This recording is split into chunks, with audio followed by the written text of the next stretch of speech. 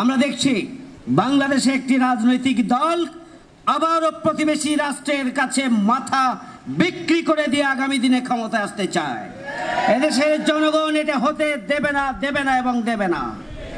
একটি দলের মহাসচিব বলেছেন দক্ষিণপন্থার আবির্ভাব।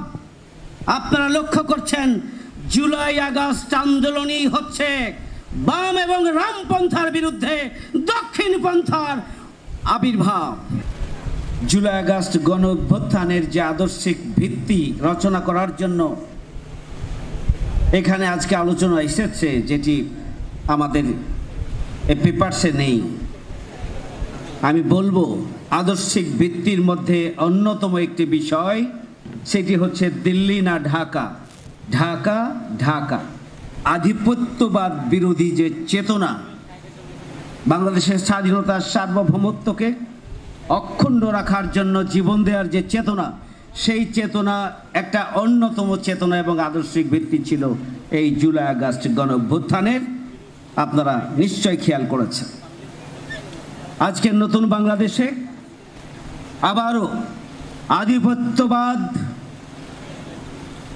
এবং ফ্যাসিস্ট শেখ হাসিনা যে পথে গিয়েছিলেন, আধিপত্যবাদের দোসর হিসাবে তারা ভূমিকা পালন করেছিলেন। আমরা দেখছি বাংলাদেশে একটি রাজনৈতিক দল আবারও প্রতিবেশী রাষ্ট্রের কাছে মাথা বিক্রি করে দিয়ে আগামী দিনে ক্ষমতায় আসতে চায়। এদেশের জনগণ এটা হতে দেবে না এবং দেবে না। সম্মানিত উপস্থিতি, আমাদের প্রাপ্তির অনেকগুলো বিষয় বলা হয়েছে। অন্যতম বিষয় হচ্ছে ত্যাগ, কোরবানি এবং শাহাদাতের চেতনায় যখন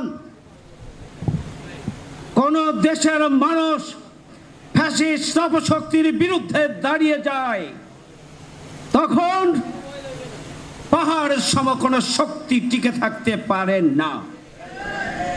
আমরা সেটি অর্জন করেছি। অর্জনের মধ্য দিয়ে, এই আন্দোলনের মধ্য দিয়ে আমরা ফ্যাসিস্ট অপশক্তির বিরুদ্ধে ত্যাগ এবং কোরবানি শাহাদাতের তামান্নায় উজ্জীবিত হয়ে আমরা মানব প্রাচীর গড়ে তুলেছিলাম।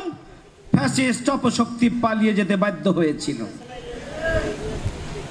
আমাদের করণীয়র মধ্যে যেগুলো রয়েছে সবগুলোই গুরুত্বপূর্ণ। আমি শুধু এটুকুই বলতে চাই, একটি দলের মহাসচিব বলেছেন দক্ষিণপন্থার আবির্ভাব। আপনারা লক্ষ্য করছেন জুলাই আগস্ট আন্দোলনই হচ্ছে বাম এবং রামপন্থার বিরুদ্ধে দক্ষিণপন্থার আবির্ভাব। সুতরাং দক্ষিণপন্থা নতুন করে আসে নাই। জুলাই আগস্ট আন্দোলনের ভিত্তি হচ্ছে দক্ষিণপন্থার আদর্শিক ভিত্তি। সুতরাং আগামী দিনে বাংলাদেশে দক্ষিণপন্থারই আবির্ভাব শুধু নয়, প্রতিষ্ঠা লাভ করবে ইনশাআল্লাহ।